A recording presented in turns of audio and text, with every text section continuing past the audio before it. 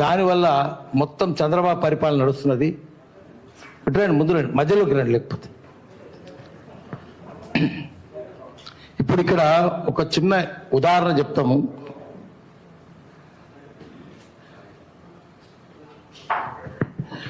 కేవీఆర్ గురించి ఆయనకు సంఘీభావంగా ఈ సభ పెడుతున్నాము. ఆయన చేసిన నేరం ఏంటంటే, ఆయన ఛానల్ ఉంది కేవీఆర్ టీవీ, అందులో 2-2-4 అని చెప్పాడు.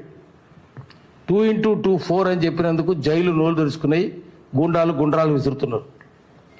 ఉన్నది చెప్పిండు, ఒక మనిషిని దేవునితో పోల్చొద్దు. ఆఖరికి ఇస్లాంలో మహమ్మద్ ప్రవక్తను కూడా దేవునితో పోల్చొద్దు. ప్రవక్త కదా ఆయన, దేవుడు కాదు, దేవుని దూత. తప్పవుతుంది. ఇంకో మనిషిని మహమ్మద్ ప్రవక్తతో పోల్చినా తప్పవుతుంది, మహమ్మద్ ప్రవక్తను దేవునితో పోల్చినా తప్పవుతుంది. అది ఎట్లా చేస్తారు మీరు? డైటీగా దేవునిగా మార్చడానికి వీల్లేదు, విగ్రహారాధన చేయడానికి వీల్లేదు. చంద్రబాబు నాయుడు మానవ మాత్రుడు అనేక తప్పులు చేసిండు. ఏ మానవుడైనా చేస్తాడు, పాశమేయుడు కూడా చేస్తాడు. ఆయన దేవునితో ఎట్లా పోలుస్తారో అడిగిండు.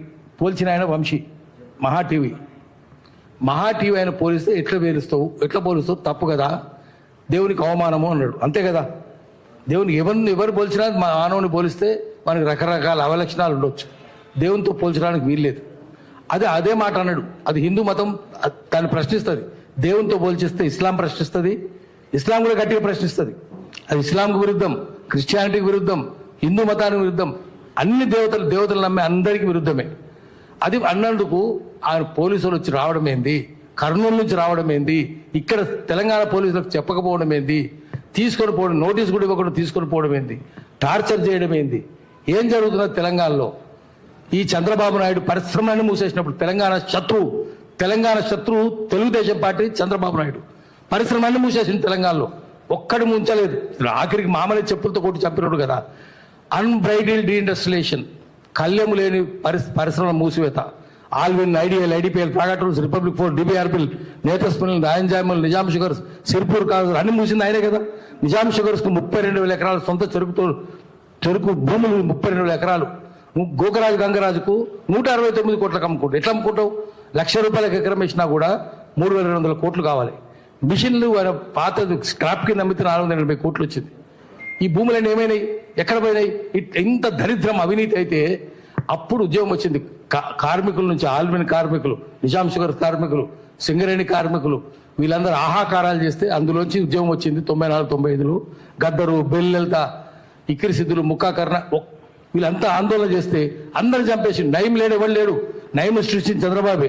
ఇప్పుడు ఆ నయమే తీసుకొని పోయి ఉంటాడు. నయం చచ్చిపోలే, ఇంకా బతికే ఉన్నాడు. నయం అంటే చంద్రబాబే. ఎంతమందిని చంపిండు? 18 మందిని భువనగిరిలా.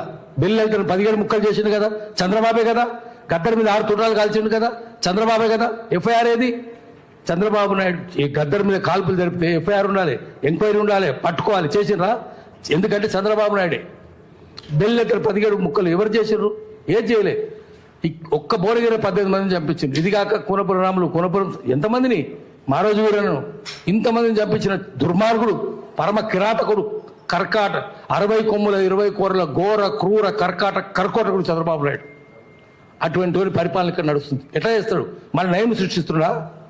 చాలా దారుణం కదా. అందుకనే మనం ప్రశ్నించాలి. మనము ఒక్కటి తెలుసుకుందాం, తెలంగాణ అయినంత మాత్రాన తెలంగాణ ప్రభుత్వం వచ్చినట్టు కాదు. మళ్ళా నదులన్నీ అక్కడికే ఆంధ్రాకే మారుతున్నాయి, నిధులన్నీ ఆంధ్రాకే పోతున్నాయి, నియామకాలన్నీ ఆంధ్రాకే పోతున్నాయి. సీఎం ఆఫీసులోనే మొత్తం చంద్రబాబు మనుషులే ఉన్నారు. సీఎం ఆఫీస్ నిండా వాళ్ళే ఉన్నారు. కాంగ్రెస్ పార్టీ మళ్ళీ ఇది ఎల్లో పార్టీ అయింది, ఎల్లో మీడియా కూడా అయింది. మహా TV yellow media, yellow Congress, yellow media కలిసే దురాగతాలు చేస్తున్నారు. అప్పుడు జరిగింది అదే, ఇప్పుడు జరిగింది అదే. తెలంగాణ పౌర సమాజం లేచి కూర్చోవాలి, బెత్తం పట్టాలి, లేకపోతే మళ్ళీ గుత్పల సంఘం పెట్టాలి. ఎందుకంటే మనం ఒకటి గుర్తు చేసుకుందాం, నిజాం అనేక దురాగతాలు చేసిండు. ఏం చేసిండో తెలిసాం.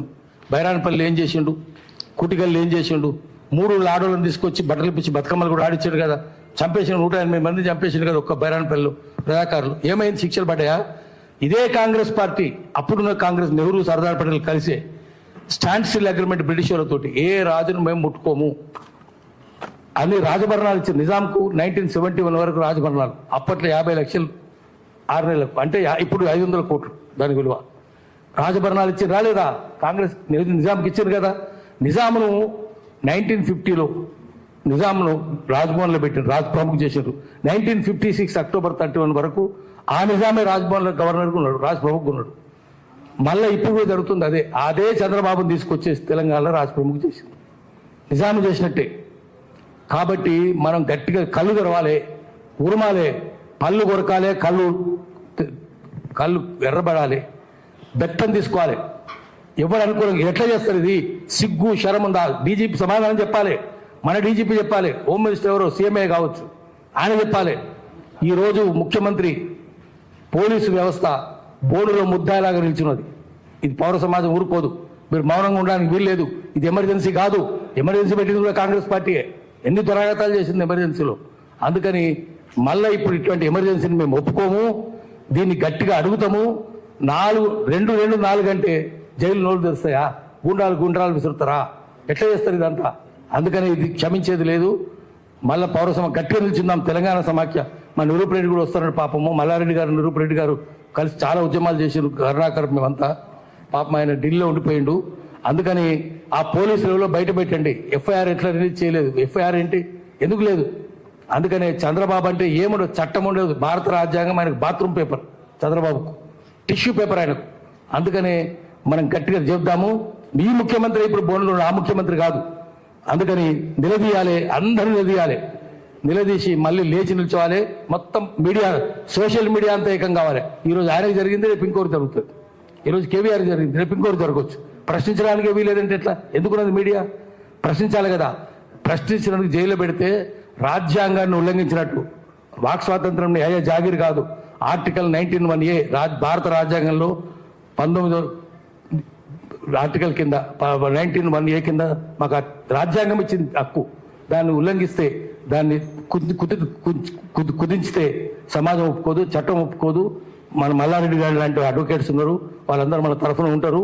మనం చట్టపరమైన చర్యలు తీసుకోవాలి, కేసు కూడా వేయాలి. ఆ కేసు ముందు మానేస్తారు, కానీ చేసినందుకు, శిక్షలు వేసినందుకు, టార్చర్ చేసినందుకు ఆ పోలీసుడు ఎవడో వాడు పాక్కుంటా వచ్చి ఇక్కడికి నీ కాళ్ళు మొక్కాలి, దండం పెట్టాలి, క్షమించమని అడగాలి. అప్పుడే తెలంగాణ సమాజం మౌనంగా ఉంటుంది. లేకపోతే బత్తెని తీసుకొని దానికి బాధ్యులైన కూడా ఈ బాధ కొడుతుంది. నమస్కారం.